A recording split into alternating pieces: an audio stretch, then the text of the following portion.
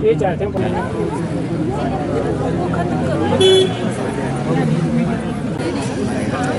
इधर से technical education कौन सा एक क्या नाम है भाई? मैं धर्मेंद्र शर्मा, कृषि विभाग में आउटसोर्स कर्मचारी कार्यरत हूँ। सर आज इकट्ठा हुए हैं विधानसभा के पास, किन मुद्दों को लेके इकट्ठा हुए, थोड़ा डिटेल में बताइए। जी सर, हम पिछली 15 सालों से आउटसोर्स पे काम कर रहे हैं, तो हम सीएम साहब से मांग रख रहे हैं कि हमारे लिए स्थायी नीति बनाई जाए, इन कंपनियों को बाहर का रास्ता दिखाया जाए। बिचौलियों की हमें आवश्यकता नहीं है, डिपार्टमेंट सक्षम है कि हमें सैलरी दे सकता है। बिचौलियों का काम सिर्फ हमारे लिए सैलरी देना है।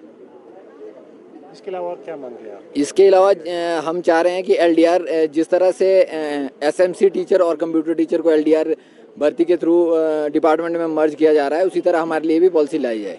तो काफ़ी लंबे समय से जो है आप मांग उठा रहे हैं, लेकिन आपकी जो है आउटसोर्स कर्मियों की मांग है वो सरकार सुन रही है। क्या लग रहा है कि क्या वजह है? अभी कुछ दिन पहले मुख्यमंत्री साहब की स्टेटमेंट विधानसभा में आई थी कि हम आउटसोर्स कर्मचारियों के लिए जो है नीति का निर्माण करेंगे, तो हम इसीलिए सीएम साहब से आज मिलना चाह रहे हैं कि वो हमारे लिए जल्दी कोई नीति डिसाइड करे। इतने सालों से शोषण हो रहा है, इसका जो है अंत जल्द किया जाए।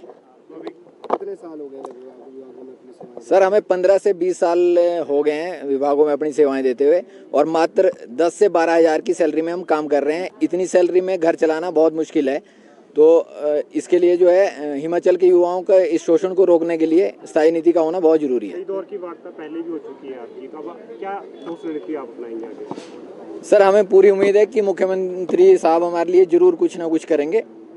जिस तरह का उनका नारा है व्यवस्था परिवर्तन का, ये भी एक स्टेप व्यवस्था परिवर्तन का ही होगा कि युवाओं का इस प्रकार शोषण ना हो।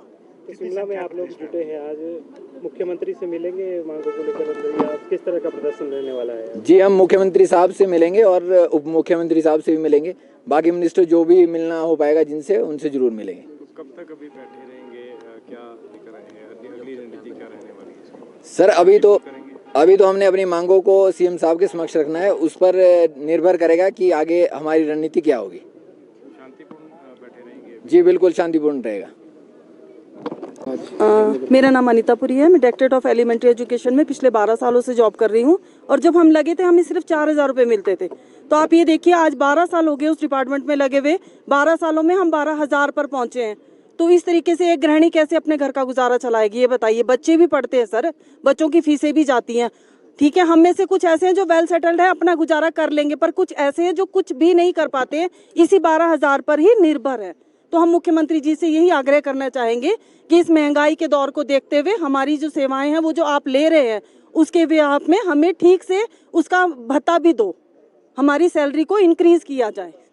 पॉलिसी का निर्माण चाहते हैं आप? पॉलिसी का निर्माण भी चाहते हैं, पर सबसे पहले सर हम ये चाहते हैं कि वेतन वृद्धि तो हो जाए ना, कम से कम, जिससे घर चलता है हमारा। पॉलिसी तो धीरे धीरे बन जाएगी, कोई बात नहीं, उसके लिए हम ज़्यादा जोर नहीं देंगे उनके ऊपर अभी, पर हमें सबसे पहले वेतन की वृद्धि चाहिए, हमें छुट्टियाँ चाहिए, मेडिकल का थोड़ा सा प्रावधान हो जाए हमारे लिए, वो भी ज़रूरी है सर, महिलाओं के लिए भी और सभी पुरुष वर्ग के लिए भी। ठीक है, हमें सर हर साल वृद्धि मिलती है, बट वही मिलती है 600-650 रुपये। इस बार भी उन्होंने सिर्फ 25 रुपये ही बढ़ाए गए हैं। तो आप मात्र दूध का एक पैकेट भी 32 रुपये का आता है सर, 25 रुपये में हम क्या करेंगे, आप ये बताइए ज़रा। आप कम से कम 20 से 25 हज़ार तक तो होनी ही चाहिए। हम ये नहीं कहते कि न्यू कमर्स को भी आप 25 दो, 20 दो, स्लैब बना दीजिए, जितने साल जिसने काम किया उस हिसाब से उनको वेतन वृद्धि दी जाए।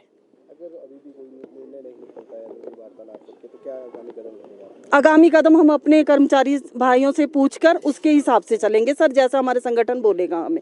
ठीक है ना, हम विरोध कुछ नहीं करेंगे, शांतिपूर्वक हम आज बैठे हैं। अब देखते हैं मुख्यमंत्री जी हमारी बात कहाँ तक सुनते हैं।